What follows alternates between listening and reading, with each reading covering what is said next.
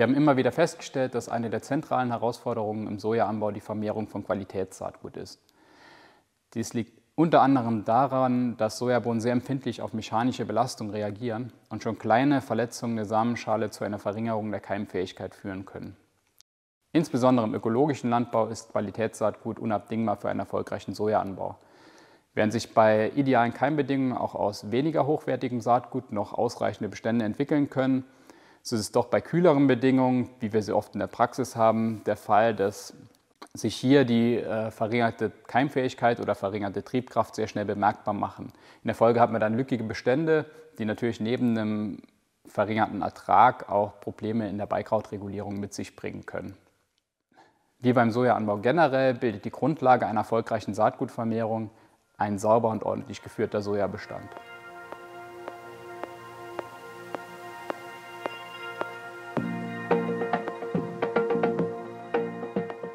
Neben einem ebenen Saatbett bietet eine sorgfältige Aussaat zum richtigen Zeitpunkt die Grundvoraussetzung für einen gleichmäßigen, geschlossenen Bestand. Hinsichtlich Standort und Sortenwahl ist auf eine ausreichende Wasserversorgung sowie eine schnelle Abreife der Bohnen zu achten. Die vorerst größte Herausforderung der Sojasaatgutvermehrung stellt der Drusch dar.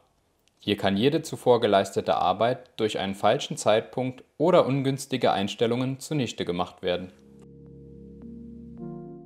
Der erste wichtige Punkt nach der erfolgreichen Ansaat und der erfolgreichen Beikrautregulierung ist in der Tat der Drusch. Was man hier schon kaputt macht, das wird man auch später nicht mehr mit der Reinigung schaffen, aufzuholen und wieder gut zu machen.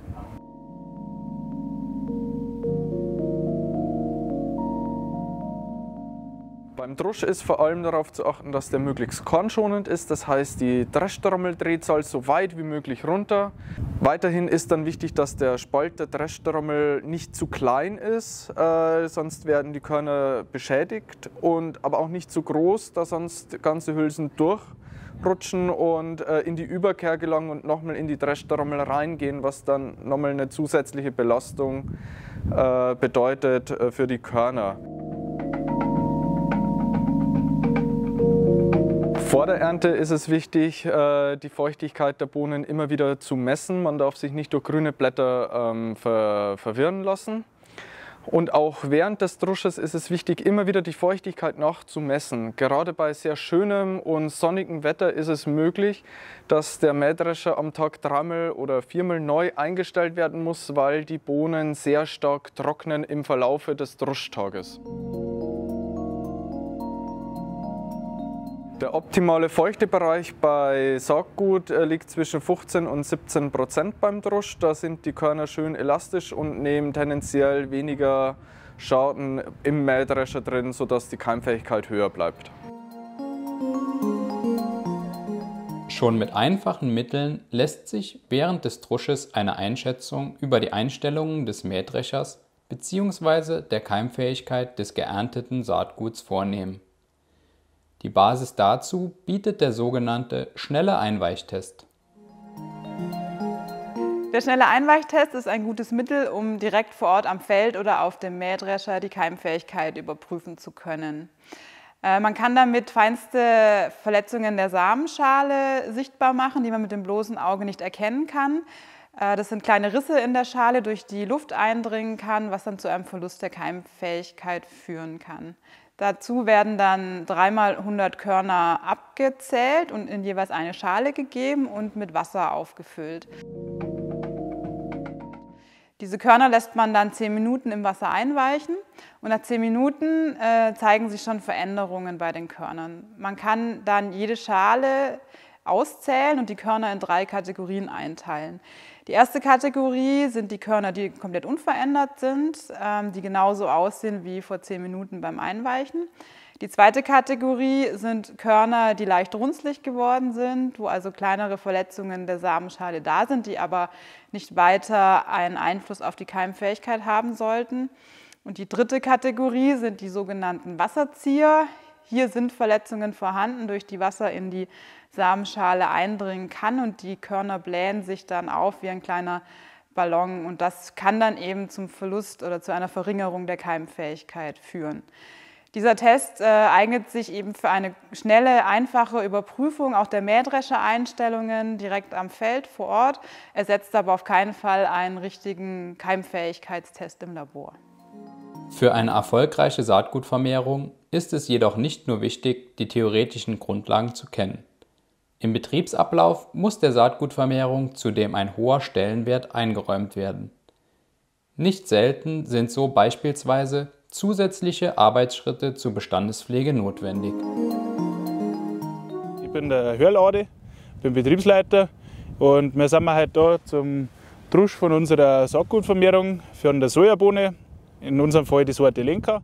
Punkte, auf die wir bei der Saatgutvermehrung zum Achten sind zum einen, dass man einen kompetenten Partner an der Hand hat, der für Fragen und Rückfragen zur Verfügung steht.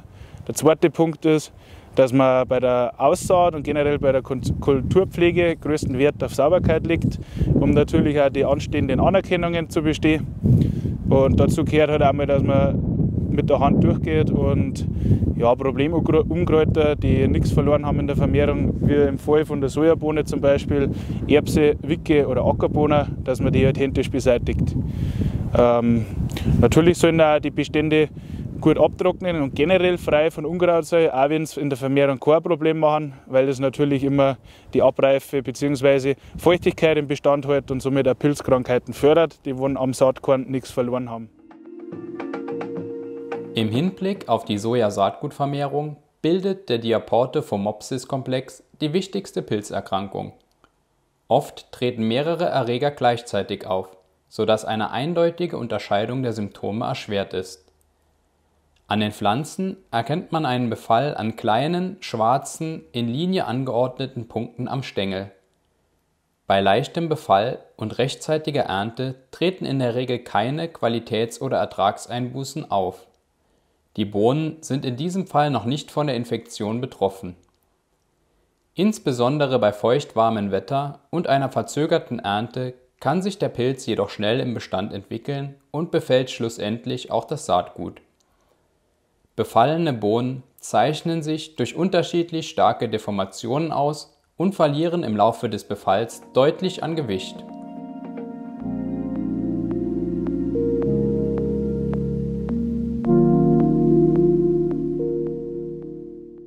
Mein Name ist Christian Schweiger von Schweiger-Feldkirchen. Wir sind ein Saatgutaufbereiter von verschiedenen Kulturarten, ob Getreide oder Leguminosen. Bei uns im Unternehmen bin ich eigentlich mehr oder weniger für die Saatgutaufbereitung zuständig. Grundsätzlich vom Arbeitsablauf ist bei uns so, es beginnt erstens einmal, dass wir wissen, dass die Sojabohnen angeliefert wird, damit wir das in die Anlagen oder in die Produktion mit einplanen können, dass die Reinigungsanlagen frei sind. Dann durchlaufen die Sojabohnen sofort ab Anlieferung der Ware die Reinigung, wird hinterher nach dem Reinigen getrocknet und nach dem Trocknen werden eigentlich die Sojabohnen bis zum Abpacken nicht mehr bewegt. Im Kern kann man eigentlich sagen, dass bei Sojabohnen oder Leguminosen das Wichtigste ist, dass man eine schonende Förderung in der Reinigung durchführt, dass man hohe Fallhöhen verhindert. Das sind eigentlich die Kernpunkte, die am wichtigsten sind, dass man vielleicht keine scharfen Kanten in der Anlage hat und wo es geht, natürlich harte Aufprallflächen verhindern.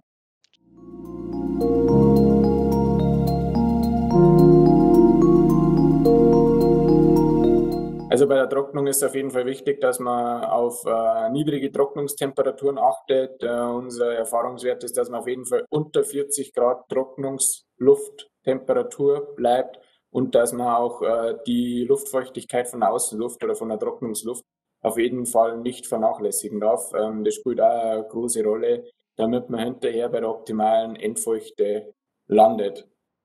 Zusätzlich ist es natürlich auch so, dass man auf jeden Fall darauf achten soll, dass man die Kornfeuchte der Leguminosen oder der Sojabohnen nicht zu schnell runterfährt.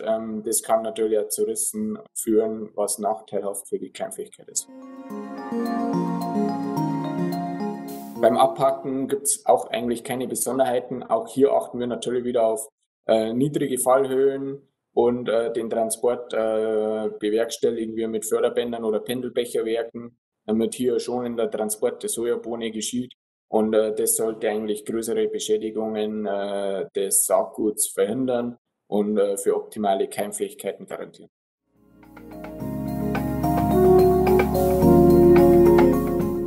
Das Fazit zur Aufbereitung von Sojabohnen ist, es ist auf jeden Fall machbar. Man muss hier ein bisschen das technische Know-how dafür haben und die Erfahrung. Und es geht eigentlich bei der Anlieferung los. Sojabohnen oder Leguminosen sollten immer im Arbeitsablauf eine gewisse Sonderstellung haben, damit man eine optimale Qualität bei der Verarbeitung oder bei der Reinigung von Saatgut erzeugen kann.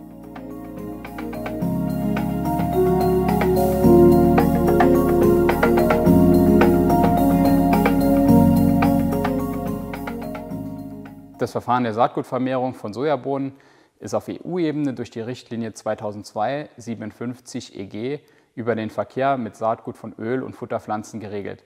Die Umsetzung findet sich im nationalen Recht der Mitgliedstaaten. In Deutschland ist es hier das Saatgutverkehrsgesetz sowie die Saatgutverordnung. Ich möchte hier noch abschließend anführen, dass gemäß den Bestimmungen der Europäischen Verordnung EG Nr. 2194 über den gemeinschaftlichen Sortenschutz sowie in Deutschland des deutschen Sortenschutzgesetzes der Sortenschutz für Sojabohnen uneingeschränkt gilt.